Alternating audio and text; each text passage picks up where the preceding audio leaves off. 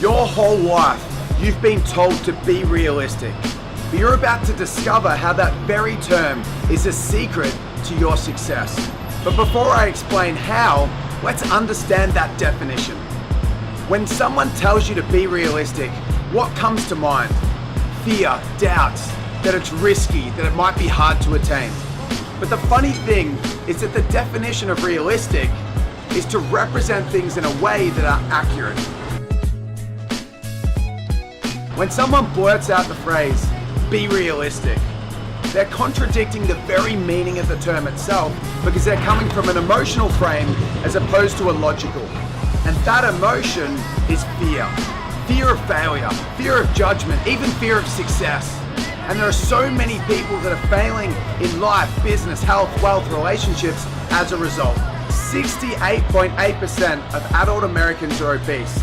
In terms of business, 80% of business owners fail in the first 5 years. Career-wise, you've got more than 50% of people hate their jobs. And even when it comes to relationships, you've got 40 to 50% of people end up failing in their marriages.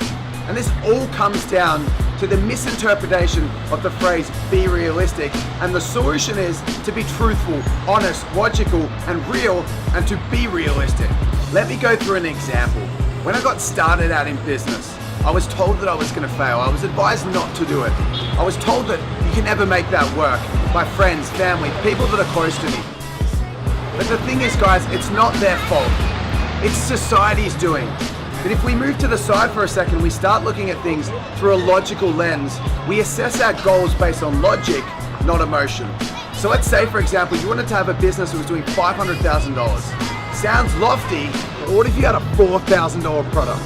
You make 125 sales throughout the year.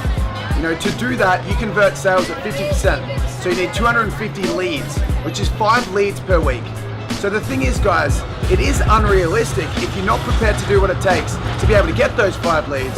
But if you are willing to do the action, all of a sudden it becomes logical, it becomes realistic. But even knowing the logical, does it mean that we're going to get rid of fear completely?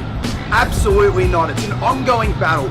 Every single day I've got to pull myself out and I've got to switch from that emotional, that fear standpoint to get back to the numbers, back to the logic. And that's the only way I was able to get to 7 figures and be on track for $5 million in my own business.